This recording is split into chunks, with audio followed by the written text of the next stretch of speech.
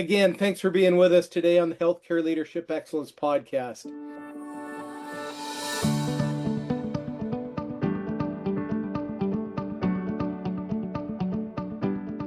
We just keep getting better and better with our guests, and today is no exception. This is a person that has worked at top levels in some very demanding places. Now, corporate America is one thing. They don't suffer fools real well, but US military takes it to a whole nother level. If you don't perform well, you're gone.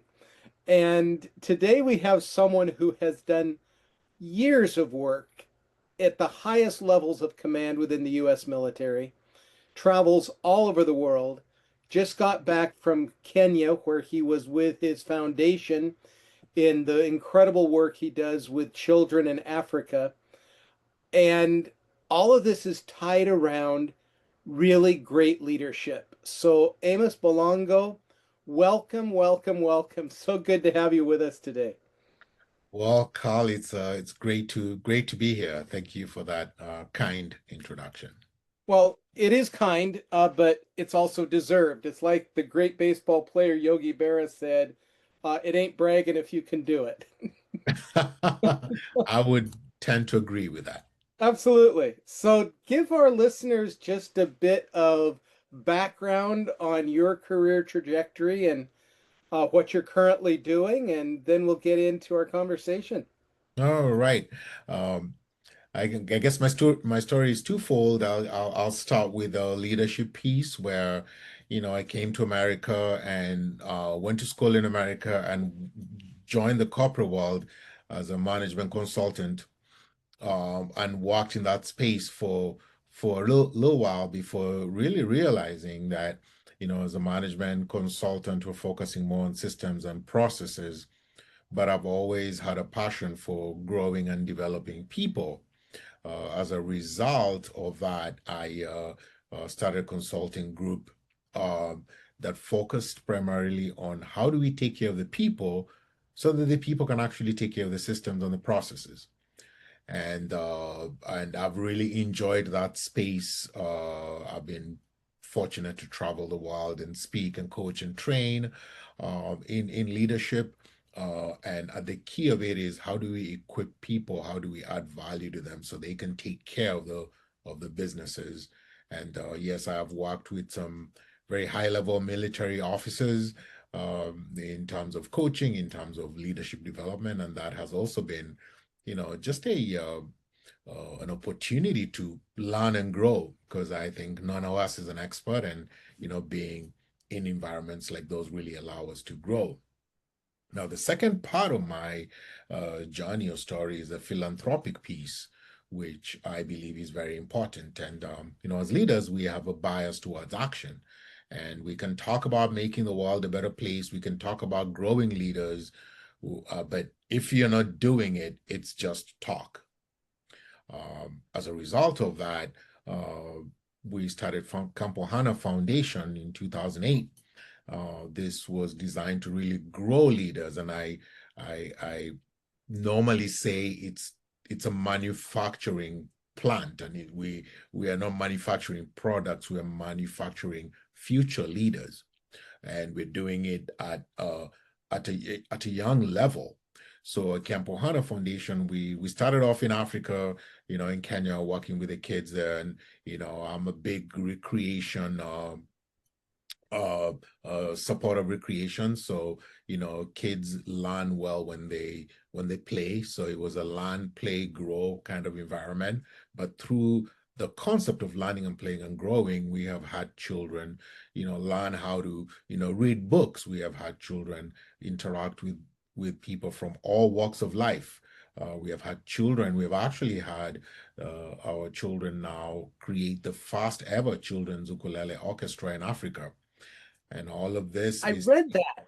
yeah, yeah, taking a Hawaiian instrument and adopting it to the kids in Africa and having them learn how to play it. And now they're recording music, and I think they're on iTunes and Amazon Music and all these places where you can find music. And at the heart of it is really we give them opportunities and then we shepherd them. We lead them towards getting there, because we talk about providing opportunities, but we also not only have to provide the opportunities, we have to shepherd the people that we're able to we need to provide them with a guidance on how to actualize these opportunities. Now, some of the greatest breakthroughs and greatest ideas I have gotten in my coaching career is through working with young children, because they've taught me about simplicity. They've taught me that, you know, keep it simple because people can understand it, because then they're able to apply it. And you can imagine coming from a management consulting space where it's all numbers and figures and impact, and I'm going into working with, you know, 6-year-olds in the middle of Africa and trying to explain it to them, something to them. If I take the same mode of numbers, figures, and impact, they're just going to be like, what are you talking about? So those are the wake up moments where I've learned how to simplify things. And leadership is not complicated. I think we complicated ourselves. So that's a bit of my story, Carl. I think we can then So now build from there. But absolutely, just on what you just said. But first, I know it's hard to get exact numbers, but you started the philanthropy in 2008.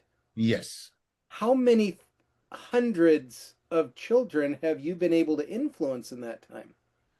you know, I have never been asked this question in the most recent years, because my focus is always on not numbers but impact, because I Hmm. always say that the more, if you're effective in adding value to people, the idea is they're going to go out and multiply. I think our numbers, I can tell you we are in the upper hundreds, maybe closer to the thousands of children that have either been a part of our programs, or gone through our programs, both in the United States and in Africa. This year, for example, there is about I have about 650 children in the United States that are going through our youth aviation program. So this is a big year for us. So when you add that plus all the programs, I think the numbers for this year are huge. So I would say we're definitely in the thousands. But for me, I think the impact is in the multiplication. And I know that because I was at an airport in London once, and somebody was talking to me about this program where these kids have taken an ukulele and adopted it and are playing it all over in Africa. And that made me smile, because I knew they were talking about the Campohane kids. So to answer your Oh, question, Carl, I think the numbers are really not in what we have added, but what we mhm. have multiplied that we do not even know about. It reminds me, I'm probably going to butcher this analogy, but you can count the number of seeds in an apple, but you can't count the number of apples in the seed. Well, And, yeah, and it's just the opportunities you provide. And I know we're talking about leadership today, but I just need to know about this youth aviation program. What is that? all right. So this started as a result of uh, us reflecting as an organization and saying we're spending a lot of time in Africa. We're spending a lot of time, building children's libraries and running this, programs for the children. But back home in the United States, we're really not doing anything. And the children here also need that. So during COVID, the COVID phase, we decided to break into the STEM space, or the science, technology, engineering space, and we got into youth aviation. But there's always a leadership twist to it, and this came about as a result of me interacting with some aviators who were high-level military officers, but they lacked people skills. And so you can be a great engineer, you can be a great aviator, but if you cannot work with people, or your people skills need a little bit of work, because they don't teach you that in aeronautical school. They don't teach you how to inspire, motivate people at the level that you're supposed to. And so the youth aviation program was born as a way of introducing our young people to aviation and technology, the aviation space is very interesting, especially Hmm. right now when we are going into unmanned aerial vehicles and unmanned aerial systems, which is what we have adopted as an entry point. Let's get in and let's learn about how, you can remotely control aircrafts from anywhere in the world and get the kids into that because that's a future for them. The future for them is not somebody sitting in a cockpit. It's somebody sitting somewhere in Chicago but controlling an aircraft in Mauritius. Yeah. And so getting them to understand that that's the future of aviation, but most importantly, bringing people in who are aviators or non-aviators to mentor these kids about leadership and to teach them that being a good leader involves learning. This is not a skill that the good news is that it's a teachable skill, it's a learnable skill, but you got to learn it to be able to add value and influence others. And just today, I just came back just before this call from a program that I'm working on here in Hawaii, and we have about 200 kids in that program, and these are kids who have never ever imagined that they would, be doing this. And one of the leadership moments today, because I always ask the kids, what was your leadership moment for today? And they said, today we were able to teach our teacher how to operate an unmanned aerial vehicle. And these are fifth graders. I love it. So we get busy on these podcasts and we start talking. We're on this subject. I just need you to self promote. If we have listeners that are thinking, "Whoa, I would love to contribute," how do they? Is Are you open to contributions? Do you have? Is there a way that someone can join you here?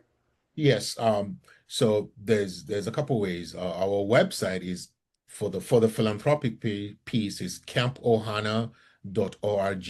So campohana.org, and there you can go in, look at all our programs, make a contribution towards supporting our programs, both in Kenya and also in the United States. We're also looking for mentors, people that can come in and mentor the kids, and we have a call every third Saturday of the month. And Mhm. we have kids joining in from Australia, the United States, Kenya. And normally we have about maybe 50 or 60 kids and one person talking about mentorship, about leadership. They don't have to be aviators, but they just need to be able to tell the story of how they became great leaders and talk about some of their failures and how they overcome or they did overcome the failures. And the the kids are between ages 7 to 18. So I just want to clarify one thing. Having butchered many Hawaiian names over the years, could you spell? I know how to spell camp, but could you spell Ohana for our listeners? Ohana.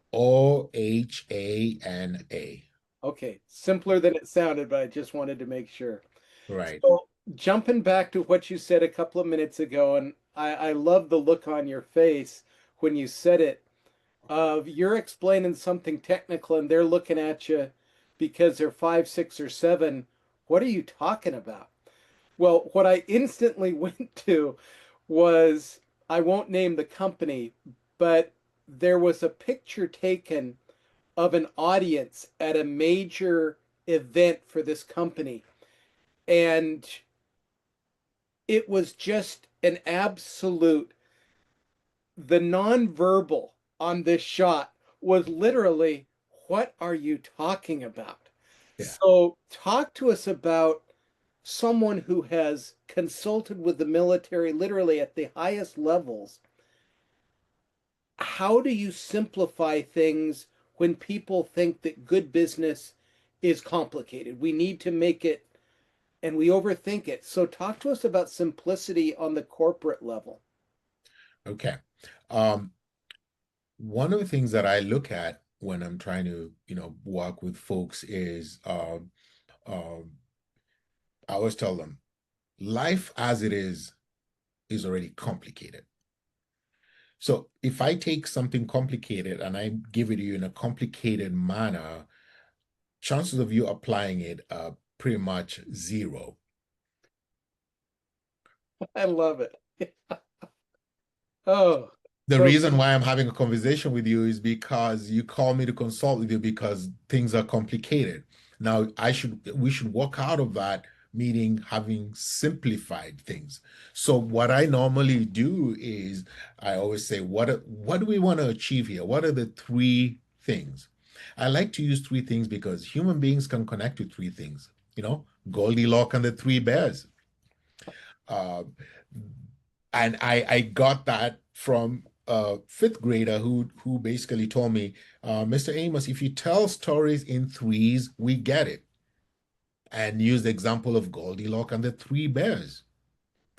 I've used that in with general officers who are just like, wow, it's so simple, but I get it. So what are the three things? Because sometimes we focus so much on let's get all the 10 things done. But we want to find the three things that will give you the maximum impact. Okay, once we figure out what these three things are, how do we break them down in a way that not only you might understand them, but how does your team understand them? Because the look on the face is of what are you talking about? You know what you're talking about, but they don't. And that's what's called assumed communication. So you have to assume that you're talking to an eighth grader and you want them to be able to take that information and action it. Because as leaders, we have a bias towards action.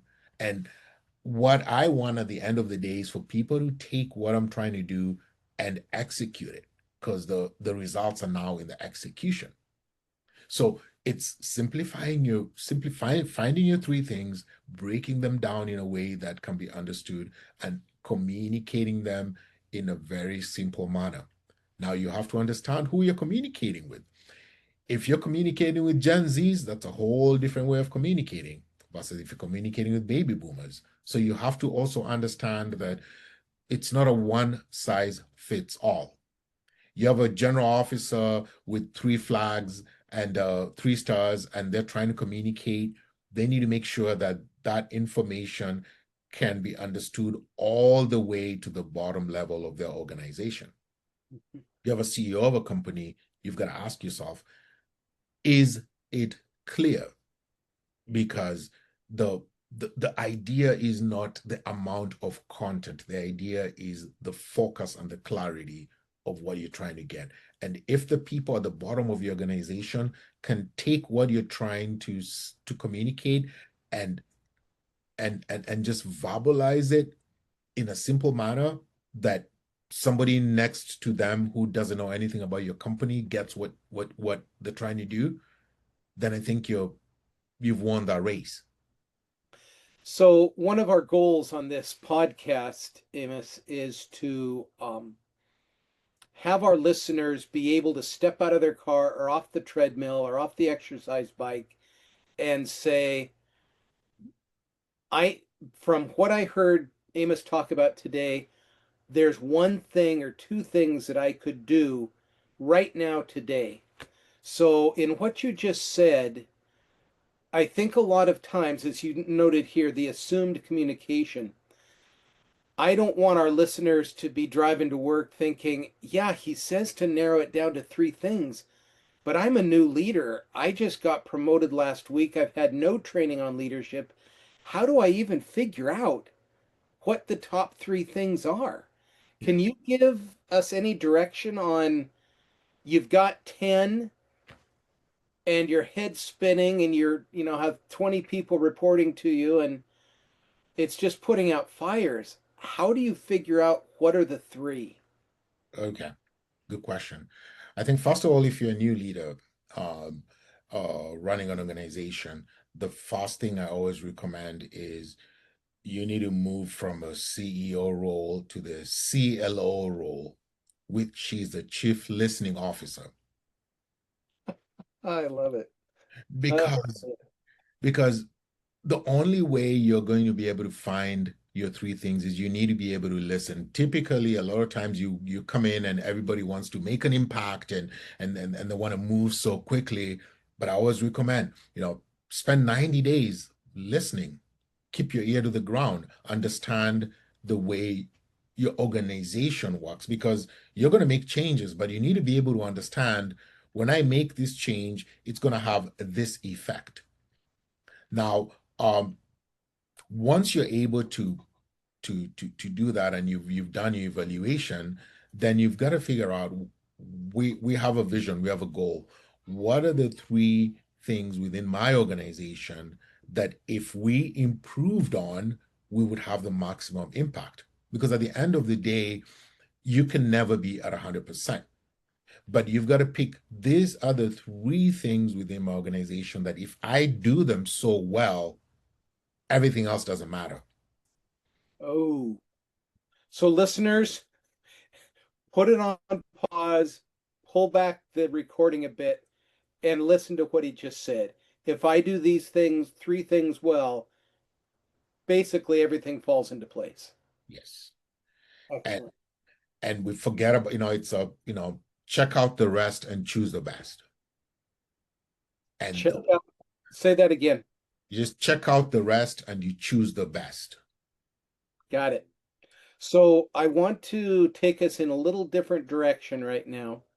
Um, there's a ton of, words matter and management and leadership.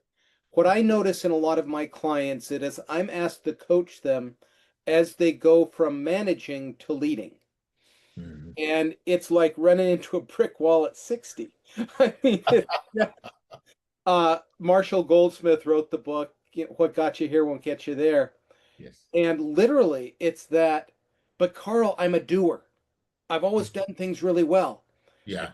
I literally, Amos, had a CEO ask me, could you just get her to stop doing things? We need Uh-huh. her to lead. Can you help her to stop doing things? Right. So, what strategic thinking can you suggest that our listeners start to use to get them away from the check the box, got to do it to no, I'm now not doing tasks, I'm leading people. Talk to us about that. Okay. I like to break this down into two different ways of thinking, tactical and strategic. And you're hired as a leader to do a job. And you have to ask yourself, what I am doing, can somebody else in my organization be able to do this? Because if somebody else in your organization can do it, then you're doing it, then you're doing the wrong things. Because most of the time as leaders, you're paid to think. And if you find yourself doing tasks that someone else should be doing, then you need to reevaluate what you're doing. The second on strategic is really where you want to find yourself doing a lot of the thinking and have people doing a lot of the executing. Because a leader is one who sees ahead before others do. So are you in the weeds with everybody else, or are you thinking about where we are going and adjusting the sails as needed to make sure we get to where we are going? And that's really what I would say is look and make sure you're not in the tactical phase, because you're, as a CEO, you've got people who are paid to do the tactical work.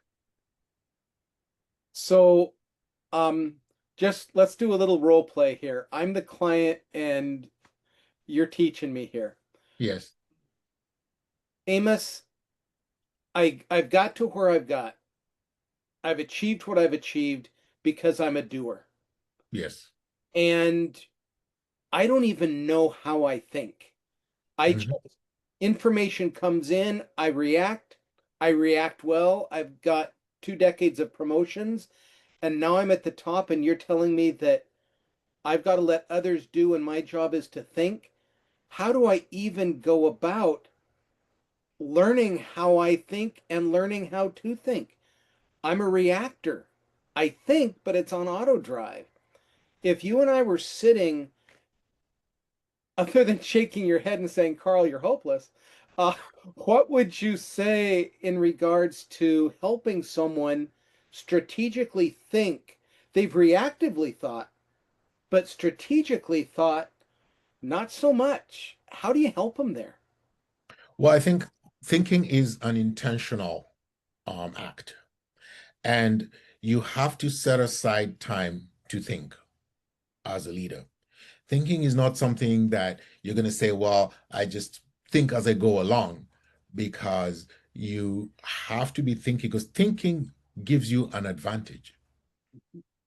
And you have to set aside time to think.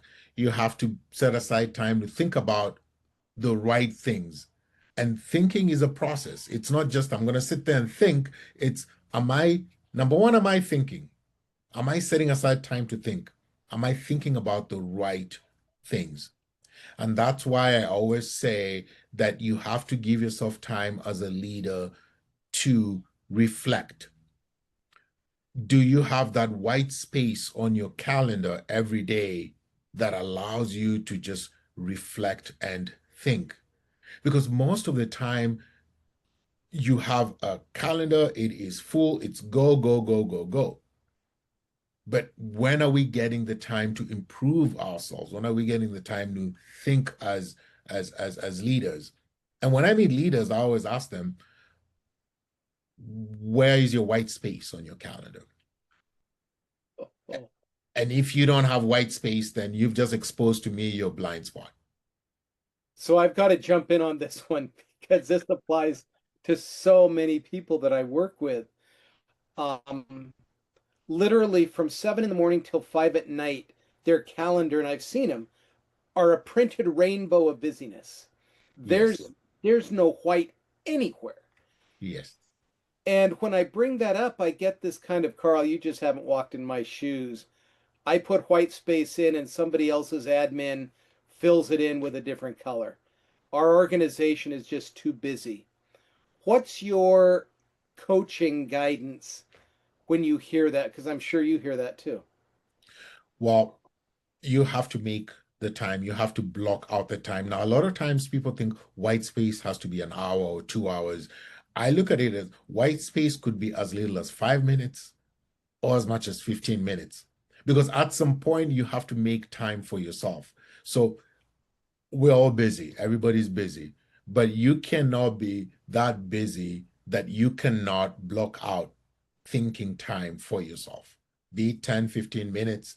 I mean, you can make it happen. And if you have a very intense 7 to 5 kind of schedule, then have your white space before you walk into your day and get consumed. Because, we talk about experiences as leaders, how we lead and how we're effective is based on experiences. But to me, you hear of the leaders who will say, well, or people will say, I've been with a company for 27 years. But the key word here is I have been with a company for 27 years. To me, it's, have you evaluated those experiences? Because evaluated experience is more powerful than just an experience. So how you evaluate yourself as a leader is giving yourself that time every day to reflect. And the only time you can do that is when you have that white space. So I want to segue from what you just said into something we said on the pre-call that I think dovetails here really well. Taking the view of a student as a leader. Yes. And so I love that about the evaluated experience is what's worth it. What suggestions would you have for our listeners regarding how to take on the view and the role of being a student, especially when they're now a leader? At the heart of this is teachability. A lot of times we fall into the traps as leaders. We are the experts. We know what we're doing. And when you're a leader, it just, in fact, at that point, you should always tell yourself, I really don't know much, but I'm learning, because business is moving really fast. We are living in a very fast-paced world. And in order to be able to learn and grow, you have to be teachable. And the only way you're teachable is you have to be consuming and reading and learning something every day, something new. And when I meet leaders, I always ask them, what did you learn today?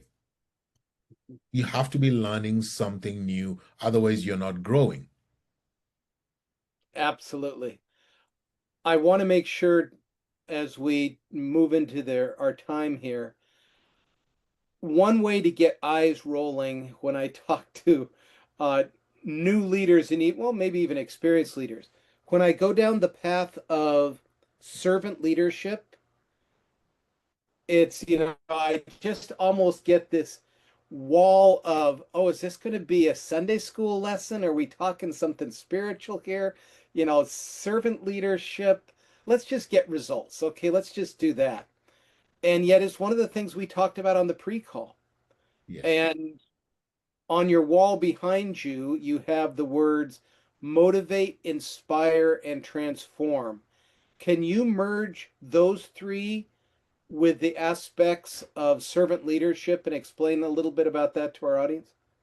absolutely.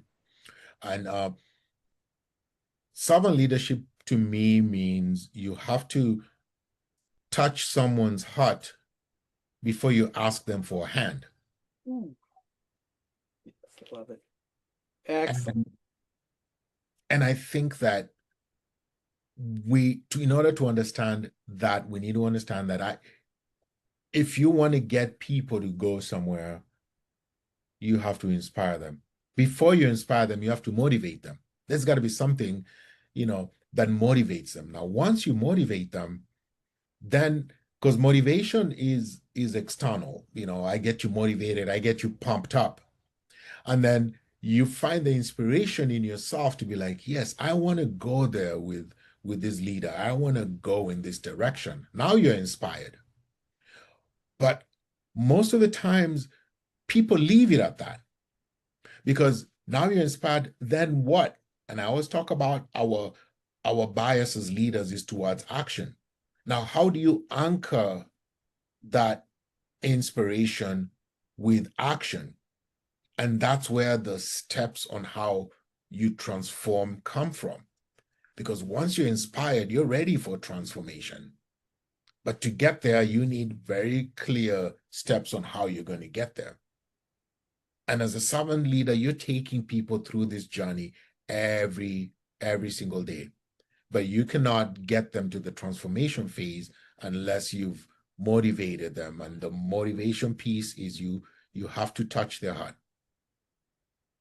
So let's again go to our scenario here of probably a newer leader, very within healthcare, Amos. I'm not sure why we're tripping up here, but I think we assume that because people have extremely high levels of education in extremely difficult areas. I mean, a neurosurgeon, for example, after residency, so she already has 8 years, 7 years of training.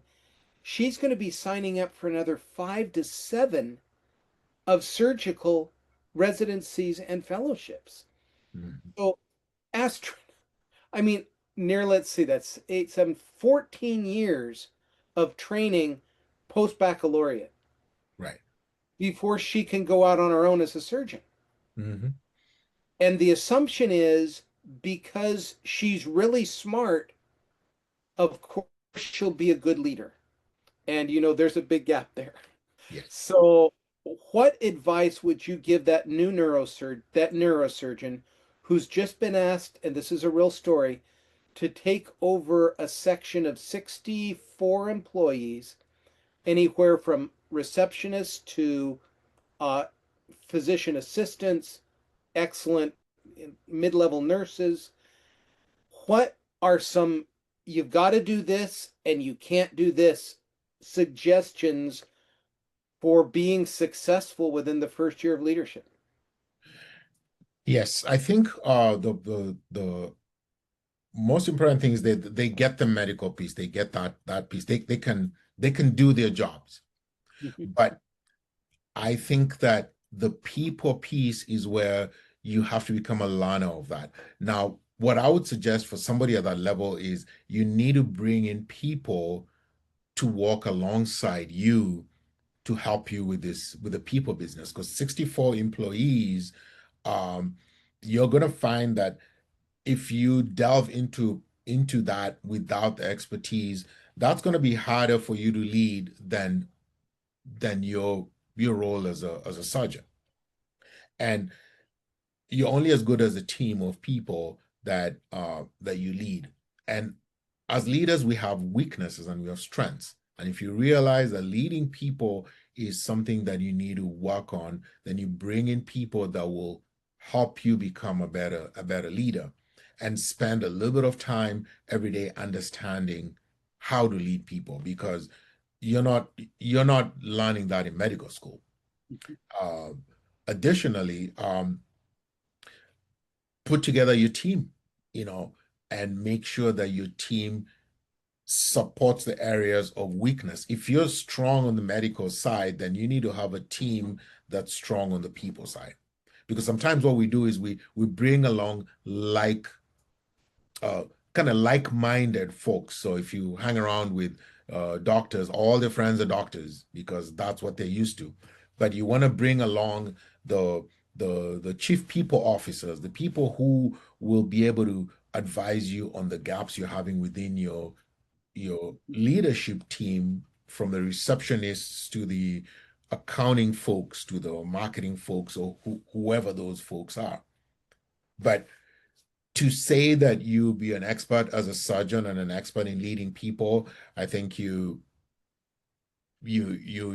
already, failed by doing that. But to say that this is my weakness and I need to bring people along that can complement this, or this is something that I know I could do, but it will take me away from my three things that I need to do well to be a surgeon, then let me have other people help me with this. And that's what I could say. Excellent. Well, I'm sure as our listeners have listened, they're going to have the question of how do we best get a hold of Amos? How can we reach out to get further on his teachings, further on his services? You mentioned the philanthropic aspect of how to get a hold of you. How do we get a hold of the professional consultant, Amos? The professional consultant, there's two ways. First is my website, amosbalongo.com. Yeah. And through there you can learn about my services. I just wrote a book called A Voice Empowered, and it's on Amazon. And the book talks about how, my journey and my struggles to becoming an effective communicator. And he talks about how, you know, if you don't empower your voice, somebody else will. So that book is there available for download on my website. And then I have a podcast called Journeys of Inspiration. And Journeys of Inspiration is a podcast that talks about, the journey is more important than the destination, because what you do along the journey, you know, is what builds you to really have, a great destination. Because a lot of times we focus so much on the destination, we forget about the journey. So it's tips and tricks, short segments of how you can lead well. So yeah, amosbalongo.com and Johnny's of Inspiration podcast. And through there, you can bring me in to speak to your teams, and, you know, and we can talk philanthropic work as well. But at the heart of it, I believe that everybody deserves to be led well. And the only way you can lead well, and the only way you can teach others how to lead, is you need to be close to the well, and you need to be drinking the water from the well every day. Superb. Amos, thank you so much for this time with us today. Wise words, very appreciated. Thanks. And again, I sincerely mean this. Thanks for living the life you live to be able to share like that today. Thanks so much. Thank you, Carl. It's been an honor and a pleasure. And thank you for leading others and leading them well too, and for being a student of leadership. So thank you so much. Absolutely. And to our listeners, as always, thank you for honoring us with your time today as you listened.